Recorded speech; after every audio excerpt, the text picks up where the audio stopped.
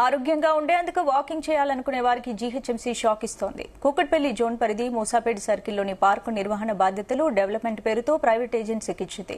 చుట్టుపక్కల ఉండేవారు పార్కులో వాకింగ్ చేసుకునేందుకు వస్తుంటే వారిని లోపలికి అనుమతించకపోగా వారి వద్ద నుండి రోజుకు 11 రూపాయల చొప్పున నెలకు 220 రూపాయలు వసూలు చేస్తున్నారు.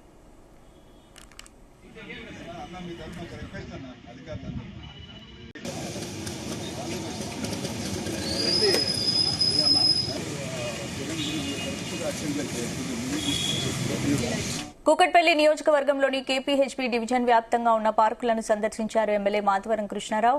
కేపీహెచ్బీ కాలనీలోని మలేషియా టౌన్షిప్ వెనుకాల ఉన్న స్థలాన్ని పైలట్ ప్రాజెక్టు కింద 2,50,00,000తో అభివృద్ది చేసి ఇప్పుడు వాటిని వసూలు చేసేందుకు ప్రైవేట్ ఏజెన్సీకి అనుమతి ఇవ్వడంపై ఎమ్మెల్యే ఆగ్రహం వ్యక్తం చేశారు.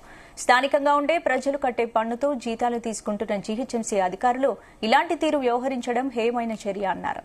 ప్రజలకు అనుమతించకపోతే వీటి కోసం ఎంత దూరమైనా వెళ్లేందుకు తాను సిద్దంగా ఉన్నానని ఎమ్మెల్యే హెచ్చరించారు.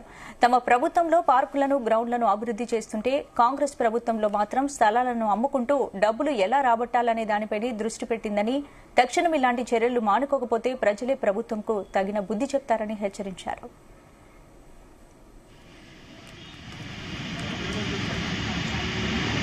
ఏదైతే హైదరాబాద్ నగరంలో కూకట్పల్లి కాన్షియస్ లో పార్కులే గాని, క్రికెట్ గ్రౌండ్సే గాని, ఇండోర్ స్టేడియంలే గాని, స్విమ్మింగ్ పూల్ ఎన్నో అభివృద్ధి కార్యక్రమాలు కేటీ రామారావు గారి నాయకత్వంలో పెద్ద ఎత్తుగా డెవలప్ చేశాం.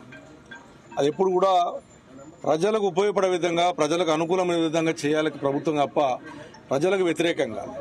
అంటే ఒక వాకింగ్ చేద్దామంటే కూడా 10 రూపాయలు కట్టాలి, 11 రూపాయలు కట్టాలన్నటువంటి దుర్మార్గమైన ఆలోచనతోని ఎక్కడైతే బ్రిడ్జిలు కట్టామో ఆ రోజున మనం ప్రజలకు ఇబ్బంది అవుతుంది, పార్కింగ్ ఇబ్బంది అవుతుంది, ట్రాఫిక్ ఇబ్బంది అని చెప్పి ఏదైతే జేంటికాడ బ్రిడ్జ్ కట్టించాం, బాలనగర్లో బ్రిడ్జ్ కట్టించాం, కైతలాపూర్లో బ్రిడ్జ్ కట్టిస్తే దాని పార్కింగ్ ఉంచాలి కింద. సుష్ణమాల ముందు ఉన్నటువంటి వచ్చిన వాళ్ళందరూ కూడా బండ్లు పెట్టుకోవాలనే ఆలోచనతో ఆ రోజు సుష్ణమాల కింద ఉన్నటువంటి పార్కింగ్ వదిలిపెడితే ఇప్పుడున్నటువంటి మున్సిపాలిటీ అధికారులు, ఇప్పుడున్నటువంటి గవర్నమెంట్ దాన్ని మూసేసి వాలీబాల్ కోర్టుకి ఇచ్చారు. మరి వాలీబాల్ ఆడేవాళ్ళు ఏడ పెట్టుకోవాలి, వాళ్ళ బండ్లు అంటే రోడ్డు మీద పెట్టుకోవాలి. బాలనగర్లో ఉన్నటువంటి 200 ఫీట్ల రోడ్డును ఆ రోజు ఉంటే అక్కడ